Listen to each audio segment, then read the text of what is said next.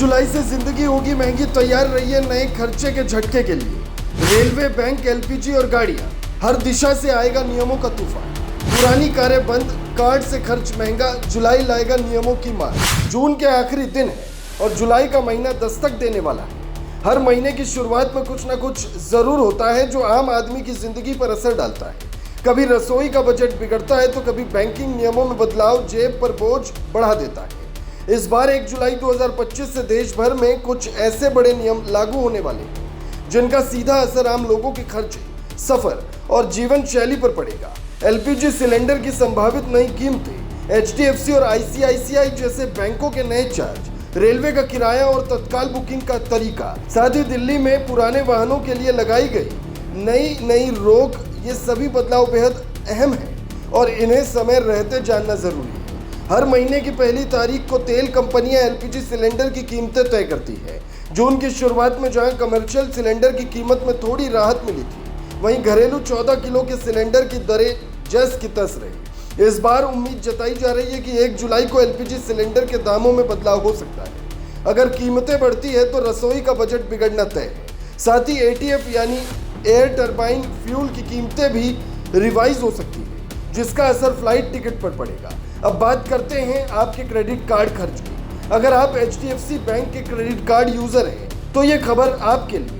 1 जुलाई से digital wallet में 10,000 से ज्यादा रकम लोड करने पर 1% अतिरिक्त चार्ज लगेगा। यूटिलिटी बिल का भुगतान करते समय भी आपको अतिरिक्त शुल्क चुकाना पड़ सकता है। मतलब साफ है, आपके कार्ड से जुड़ी सेवाएं अब पहले से ज्यादा महंगी हो जाएंगी। आईसीआईसीआई बैंक भी कुछ नए नियम लागू कर रहा है। अब मेट्रो शहरों में 5 मुफ्त एटीएम ट्रांजैक्शन के बाद कैश निकालने पर 23 रुपए देने होंगे, जबकि नॉन मेट्रो शहरों में ये लिमिट 3 ट्रांजैक्शन की है। इसके अलावा आईएमपीएस के जरिए मनी ट्रांसफर करने पर भी चार्ज लगेगा। 1000 रुपए पर 2.5 रुपया, 1000 से 1 लाख तक 5 और 1 लाख से 5 लाख तक पर 15 रुपए। इससे डिजिटल बैंकिंग करने वालों की जेब पर साफ असर पड़ेगा। रेलवे यात्रियों के लिए भी 1 जुलाई एक नया नियम लेकर आ रहा है।